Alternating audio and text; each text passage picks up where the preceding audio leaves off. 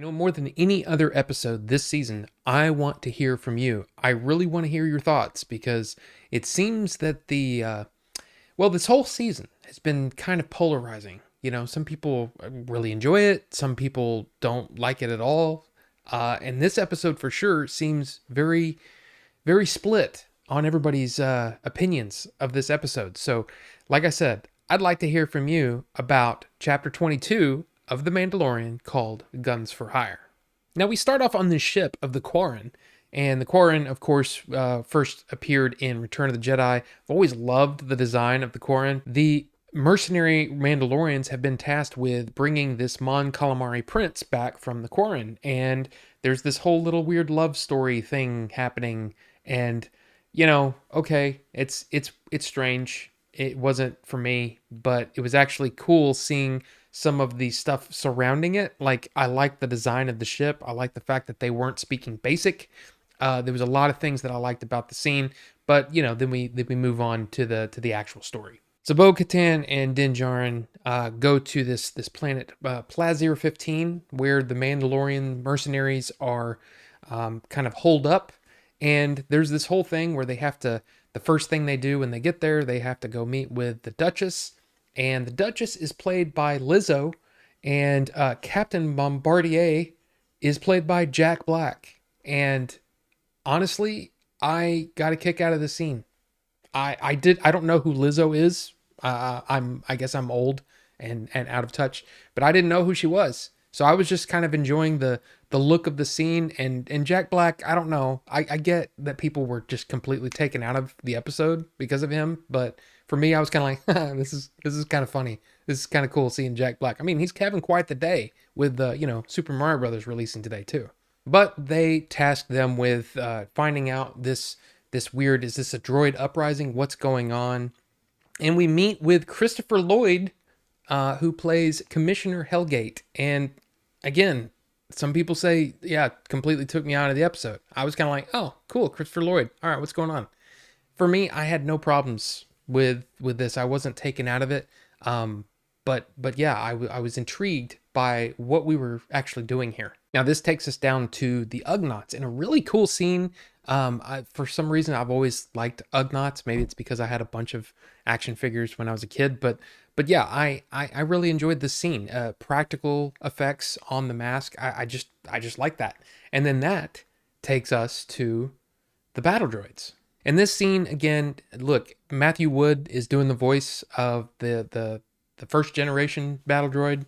And look, I get a kick out of Matthew Wood. I don't know what to say. Ever since the Clone Wars, I've always enjoyed his voice work. So yeah, I really enjoyed this. And then a really cool, very, very well blocked chase scene through the streets with a B2 battle droid running from Bo-Katan and Din. And I really enjoyed how this scene played out. It's kind of cool. And then this takes us to a droid bar, which I think visually was one of the coolest scenes in the entire episode. The lighting was cool. I loved all the different droids in there. I thought the design of the bartender was really, really cool. And then that leads us to, well, kind of a droid morgue. I want to stop for a moment and say that this scene in particular, for some reason, I got the idea that, you know what? I probably could watch a whole series of, Bo-Katan and Din Djarin, traveling around different cases, trying to figure this detective stuff out. I really kind of was digging the episode. I was digging the vibe.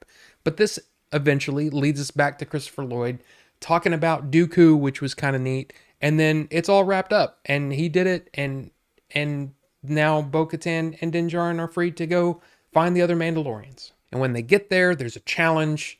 Bo-Katan, of course, beats Axe Woves, and then Din Djarin's like, oh yeah, I know you guys are like not following her because of the Darksaber, but technically this belongs to her because this thing beat me and then she beat it with the Darksaber, so it's technically hers.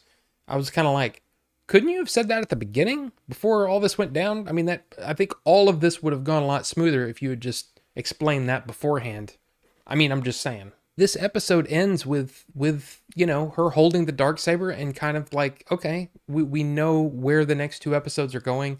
The final two episodes of the season, I'm kind of cool with it, but there's a lot of people that just didn't really like it. For me, this episode, more than any other this season, showed a lot of ingenuity and creativity in the designs, the world building, all of that kind of stuff. It made it feel like a real world. The even the blocking, the directing, everything involved kind of made me believe that they were where they said they were, and I enjoyed watching the episode. The camera was placed and moved in really creative ways, and I was really enjoying it. And then title card comes up, directed by Bryce Dallas Howard, and I'm like, oh, well, of course. For some reason, she's the one that directs the best episodes of The Mandalorian, the Book of Boba Fett. Mando episode was hers. I think she might be the best director for Star Wars, at least on TV. Now you might say, Rob, you've had so many different problems with The Mandalorian throughout the season. Why this one? Why did you enjoy this one? Again, it was all that. I mean, whatever was going on, whatever cameo was happening on screen, everything seemed to fit and it looked right. And that's what I think was more than anything. That's what sold me on it, is that the action scene was actually fun to watch. It wasn't like, oh, they're clearly just running, 10 feet from this side of the volume to the other. No, it felt like a scene where things were happening, and it felt natural. I don't know. Now, I get it. A lot of people aren't going to like it because they're like, well, what's with the side mission? Why are we doing this? Why are we doing this right now with 2 episodes to go? I get that. I totally can understand that. But I'm just saying, from a technical standpoint, I think this is definitely the best episode of the season.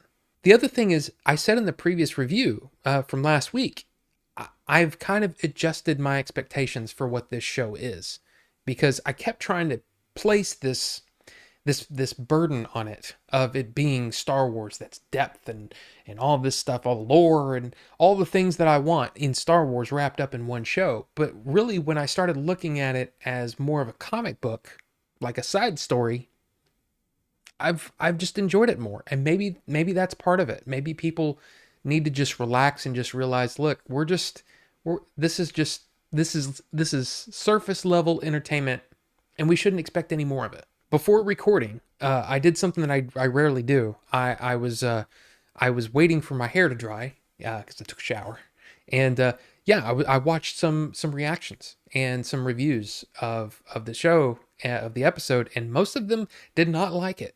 They for those reasons that I've discussed. Knowing that there's only 2 episodes left, knowing that there's this side mission happening when there's actual story being presented, actual plot that's important to what the season was building toward, and now we're going on this little side mission in episode 6 out of 8. I get all that, but I'm curious, can you look at it from the point of view of, was it just an entertaining 40 minutes of television?